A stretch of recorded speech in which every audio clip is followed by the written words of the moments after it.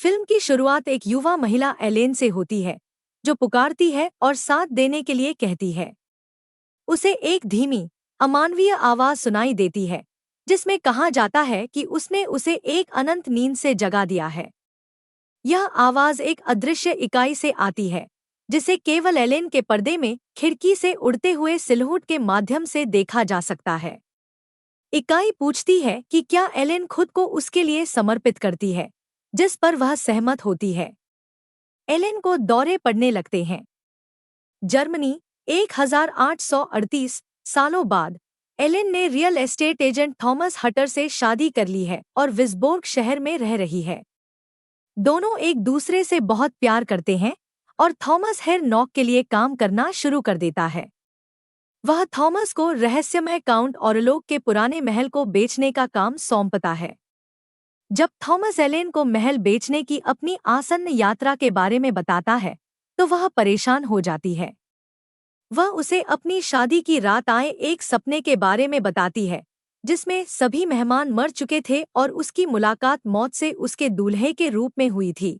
लेकिन एलेन का दावा है कि उसे कभी इतनी खुशी महसूस नहीं हुई थी। थॉमस एलेन को अपने दोस्तों फ्रेडरिक हार्डिंग और उसकी पत्नी अन्ना की देखभाल में छोड़ देता है। दंपति की दो बेटियां हैं, क्लारा और लुईस, और अन्ना तीसरे बच्चे से गर्भवती है। थॉमस छुट्टी लेकर बोहेमिया के एक छोटे से गांव में रात बिताने के लिए जाता है। स्थानीय लोगों को जब पता चलता है कि उसका काउंट से कोई काम है तो वे उससे दूर रहने की कोशिश करते हैं, लेकिन जब वह दोगुना भुगतान करता है तो वे उसे रहने देते हैं।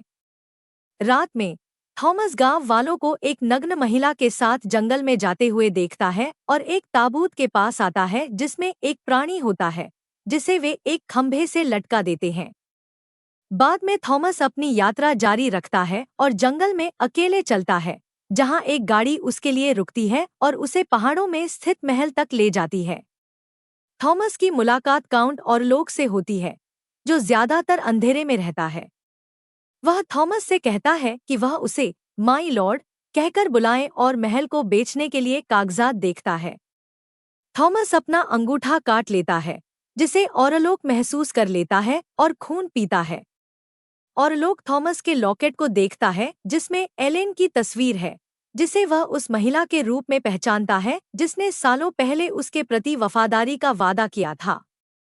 ऑरलोग थॉमस को उसकी कमजोर हालत के कारण जाने नहीं देता। ऑरलोग थॉमस के बेहोश होने पर उसकी छाती से खाना खाता है। बाद में थॉमस ऑरलोग को अपने ताबूत में आराम करते हुए पाता है, जिससे उसे पुष्टि होती है कि वह एक पिशाच है।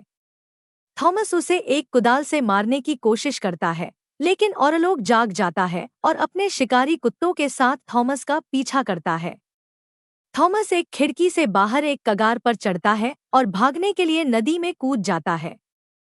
फ्रेडरिक और अन्ना के साथ बाहर जाने पर एलेन को एक बार फिर दौरे पड़ने लगते हैं।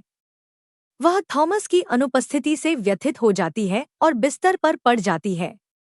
डॉक्टर विल्हेम सीवर्स, राल्फ इनेसन को एलेन का आधुनिक चिकित्सा से इलाज करने के लिए लाया जाता है, क्योंकि उन्हें लगता है कि वह अत्यधिक रक्तस्राव से पीड़ित है। इस बीच थॉमस ठीक हो जाता है और उसे उसकी चोटों के लिए पास के चर्च में ले जाया जाता है, लेकिन वह वापस घर लौटता है, यह जानते हुए कि ऑरलोग की नजरें एलेन पर टिकी हैं।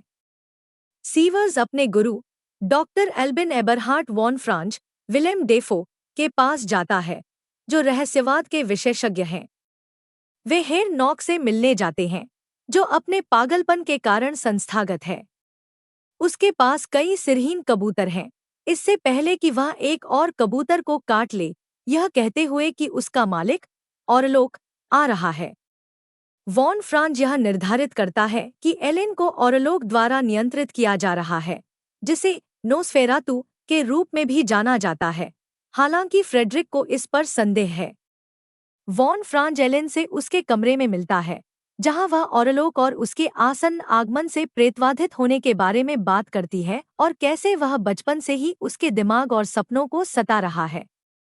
वह पूछती है कि क्या बुराई भीतर से आती है या परे से। ऑरलोग एक जहाज पर छिप जाता है और उसमें वह गंदगी भरी होती है जिससे वह आया था, साथ ही प्लेग के चूहे भी। वह आखिरकार आजाद हो जाता है और विस्बोर्ग के बंदरगाह में जहाज के दुर्घटनाग्रस्त होने से पहले एक एक करके चालक दल के सदस्यों को मारना शुरू कर देता है। थॉमस एलेन के पास वापस जाता है, लेकिन ओरलोक उसके दिमाग को नियंत्रित कर रहा है ताकि वह उसके माध्यम से बात करे और उसे ताना मारे। काउंट विस्बोर्ग पहुंचता है और भागे हुए नॉक द्वारा अपने नए निवास पर ले जाया जाता है। वह कहता है कि उसकी योजनाएं तभी पूरी हो सकती हैं जब एलेन स्वेच्छा से उसके प्रति फिर से वचनबद्ध हो जाए, क्योंकि अगर वह उसे जबरदस्ती ले जाता है तो यह काम नहीं करेगा। रात में एलेन को एक सपने में ओरलोक दिखाई देता है जब वह अन्ना के बगल में सोती है। एलेन ओरलोक को राक्षस के रूप में देखने आई है और उसके साथ जाने से इनकार करती है।